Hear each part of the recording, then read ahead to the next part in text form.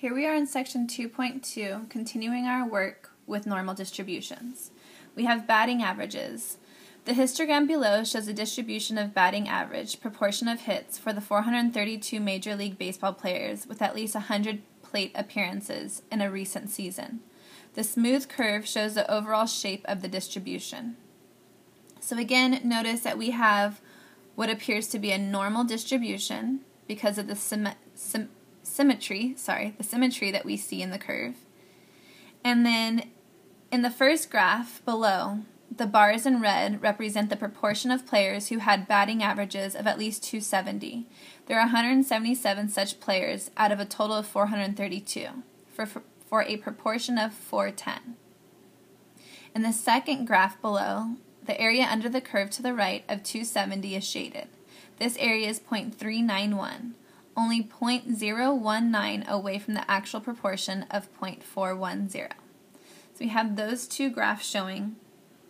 Now just notice we're looking at the shaded area under the curve compared to the bars themselves. So we're using our density curve to help us estimate the bars that we see in the histogram.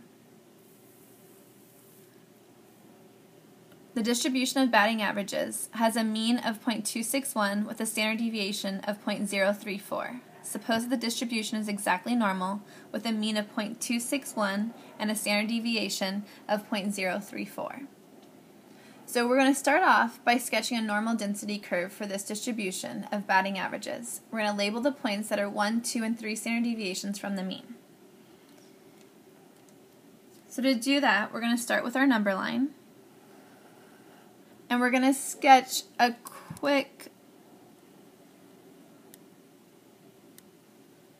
normal curve.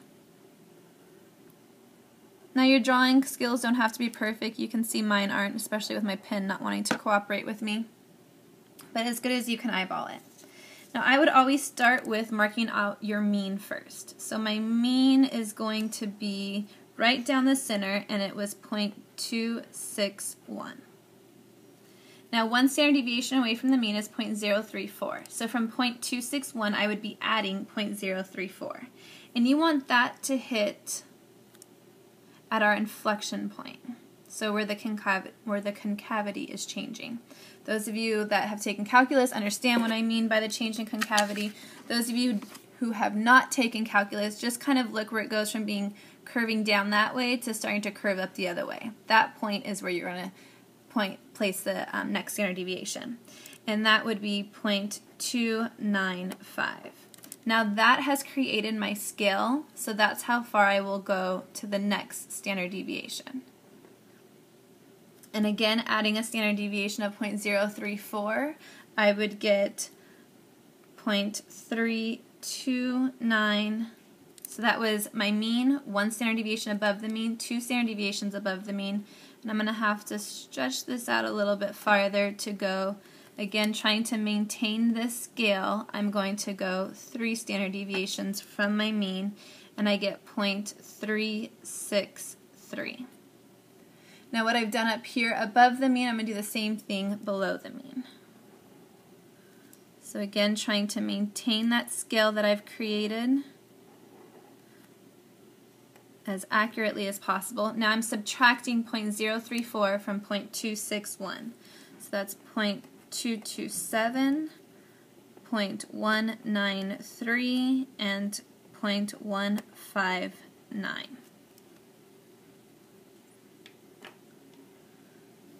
So a quick switch of papers here will take us to the rest of our questions. So part B says, what percent of the batting averages are above 0.329? And they want us to show our work. Now I've got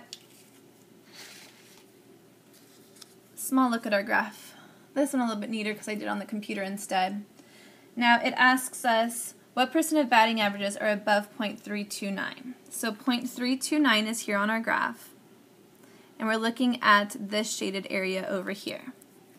Now remember, if this is our mean, then this is 1 standard deviation above the mean, and this would be 2 standard deviations above our mean. We know within 2 standard deviations, so from here to here, this part inside of here is 95% of our data, which means that leaves 5% outside of that. Since it's symmetric, that would be split in half, leaving 2.5% on this side. Now when you have your sketch drawn, you can go ahead and draw in like I've done here, and that's essentially showing your work.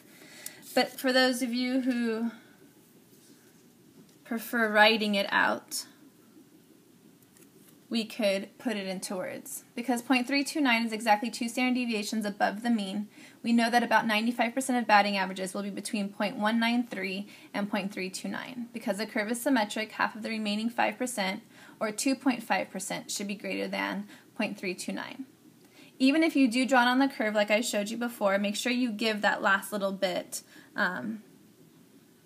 giving your answer. Always provide a conclusion. All right, moving on to part C. What percent of the batting averages are between 0.193 and 0.295? So again, we're going to come to our curve between 0.193 and 0.295, which was here at 1 standard deviation.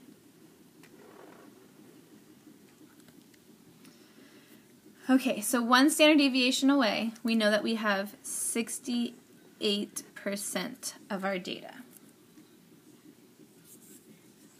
Then going out here to 2 standard deviations away, we have 95% of our data.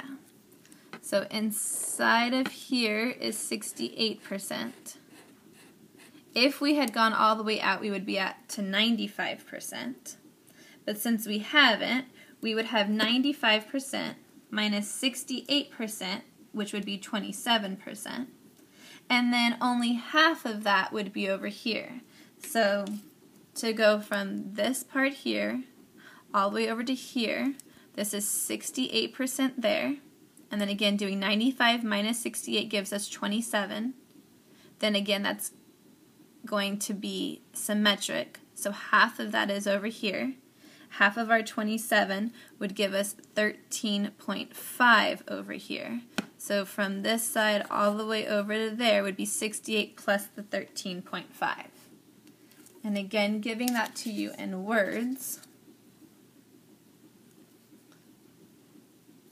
we end up with 81.5% of batting averages will be between 0.193 and 0.295. And then finally it asks us, what is the Z-score for someone hitting 300? 300 is considered a good batting average in baseball. So to figure out the Z-score, how often does it happen, or someone, how well are they doing compared to their peers, we would just plug into our Z-score formula.